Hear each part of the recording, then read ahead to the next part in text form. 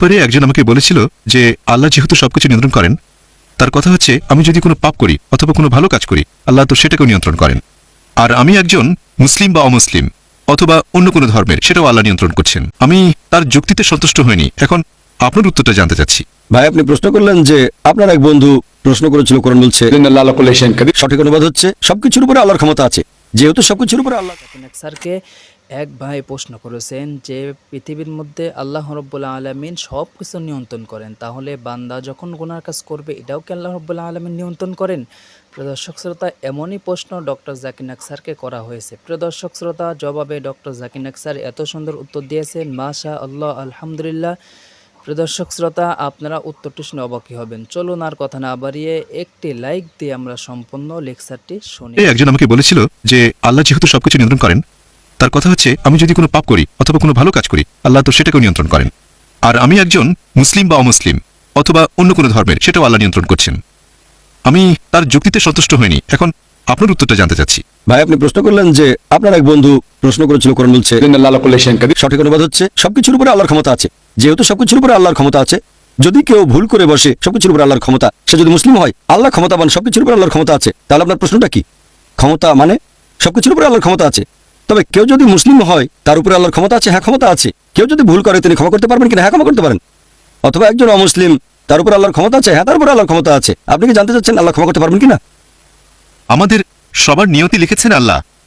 প্রথম উদ্ধৃতিটা ভুল ছিল, আমি ভেবেছিলাম ওই ব্যাপারে বলছেন। আপনি যা বলছেন সেটা তাকদির, মানে নিয়তি, যে আল্লাহ সুবহানাহু ওয়া তাআলা আমাদের নিয়তি লেখেন আর সবকিছু ঘটে নিয়তি অনুযায়ী। আপনি কোরআনে যে আয়াতের উদ্ধৃতি দিলেন সেটা ঠিক না। আল্লাহ নিয়তি লেখেন, আর বেশিরভাগ ধর্মেই হোক, সেটা হিন্দুইজম বা ইসলাম, আমরা মানি যে নিয়তি বলে একটা জিনিস আছে, আমরা সেই নিয়তিকে অনুসরণ করি। এখন প্রশ্ন হচ্ছে, আমার নিয়তিতে যদি লেখা থাকে যে আমি ডাকাতি করব, তারপর ডাকাতি করলাম, এখানে দোষটা কার? আল্লাহর। আল্লাহ নিয়তিতে লিখেছেন ডাকাতি করবো, তো ডাকাতি করেছি, এখানে দোষী কে? আল্লাহ। আমাকে দোষ দিচ্ছেন কেন? যদি আমার নিয়তিতে লেখা থাকে আমি কাউকে খুন করব, ভাগ্যে লেখা আছে আমি খুন করবো, করলাম, দোষটা কার? দোষ আল্লাহর। যদি আমার নিয়তিতে লেখা থাকে অমুসলিম হয়ে জন্ম নেব, জন্মালাম, এখানে দোষী কি? আল্লাহ। তাহলে আমাকে দোষকে পাঠাবেন কেন? ভাই, আমরা এই কদর বা নিয়তিতে বিশ্বাস করি, তবে মানুষের এই ব্যাপারে ভুল ধারণা আছে যে নিয়তি কি। আমি আপনাদের একটা উদাহরণ দিচ্ছি। ধরেন একটা ক্লাসে 100 জন ছাত্রছাত্রী আছে, আর বছরের শেষের দিকে পরীক্ষা শুরুর আগে টিচার বললেন তুমি পরীক্ষায় ফার্স্ট ক্লাস ফার্স্ট হবে, তুমি পাবে সেকেন্ড ক্লাস, তুমি ফেল করবে।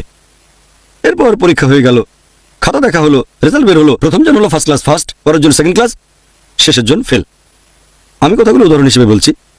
এখন আমি আপনাকে প্রশ্ন করছি, যে ছাত্র ফেল করেছে, যে পাশ করতে পারেনি, সে কি টিচারকে দোষ দেবে যে আপনি বলেছিলেন বলেই তো আমি ফেল করেছি? টিচারকে দোষ দিতে পারবে না। যেহেতু টিচার তাদের 1 বছর পড়িয়েছেন, তিনি জানেন যে এই ছাত্র অনেক পড়াশোনা করে, সময় মতো লেখাপড়া করে, তাই হতে পারে first class first, second class. এই ছাত্র পড়াশোনা করে না, সিনেমা দেখে, আড্ডা দেয়, ফেল করবে। এখন টিচার আগে থেকে বলেছেন বলেই কি তাকে দোষ দেবেন? না। একইভাবে আল্লাহ সুবহানাহু ওয়া তাআলা এই টিচারের চেয়ে অনেক উপরে, তার আছে ইলমে গায়েব, তিনি ভবিষ্যতের ব্যাপারে জানেন। টিচার বলেছিলেন অভিজ্ঞতা থেকে, তবে আল্লাহ তাআলা তার আছে ইলমে গায়েব, তিনি জানেন ভবিষ্যতে কি ঘটতে যাচ্ছে, তাই আল্লাহ আগে থেকে লিখে রাখেন। যেমন ধরেন আপনি একটা রাস্তার মোড়ে, সামনে 5টা রাস্তা, রাস্তা 1 2 3 4 5, আপনি যে কোনো একটাতে যাবেন, আপনি বেছে নিলেন রাস্তা 2।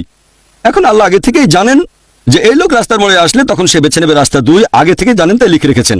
এই লোক রাস্তার মোড়ে আসলে তখন সে বেছে নেবে রাস্তা নাম্বার 2। এমন না যে আল্লাহ লিখে রেখেছেন বলেই বেছে নিচ্ছেন, আপনি এই রাস্তা বেছে নেবেন বলে আল্লাহ আগে থেকে লিখে রেখেছেন।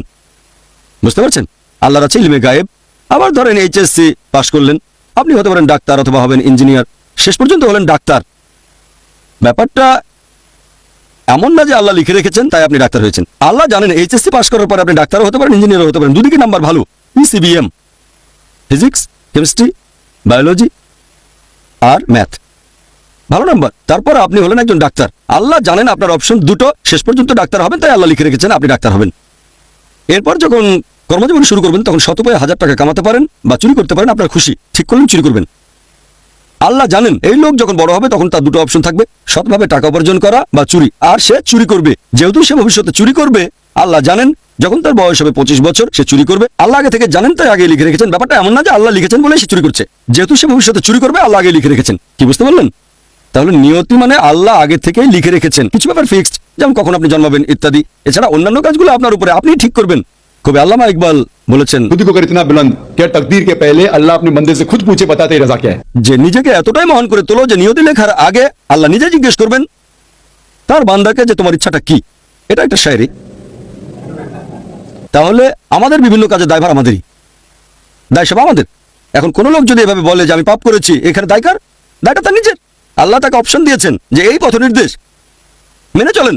মেনে চললে ঠিক আছে, না মানলে দায়ভার আপনার। একইভাবে কেউ অমুসলিম, সে যে একজন অমুসলিম, এই দায়ভারটা কার? আমাদের প্রিয় নবী মুহাম্মদ সাল্লাল্লাহু আলাইহি ওয়াসাল্লাম বলেছেন, প্রত্যেক শিশু জন্মে নেয় দিনুল ফিতরে, সে জন্মায় মুসলিম হিসেবে। মুসলিম মানে যে আল্লাহ তাআলার কাছে আত্মসমর্পণ করে। প্রত্যেকটা শিশু যখন জন্মায় তখন তার হার্টবিট আল্লাহর পথে থাকে, তার নিঃশ্বাস প্রশ্বাস আল্লাহর পথে থাকে, তার ইচ্ছেগুলোও সব আল্লাহর পথে। পরবর্তীতে আমাদের নবী বলেছেন তাকে প্রভাবিত করে তার গুরুজনেরা, তার বাবা মা, তারপর সে শুরু করে মূর্তি পূজা অথবা শুরু করে অগ্নি পূজা, এভাবে হয়ে যায় অমুসলিম। সেজন্য কোনো অমুসলিম যখন ইসলাম গ্রহণ করে, কনভার্ট শব্দটা সঠিক না, এখানে সঠিক শব্দ হচ্ছে রিভার্ট।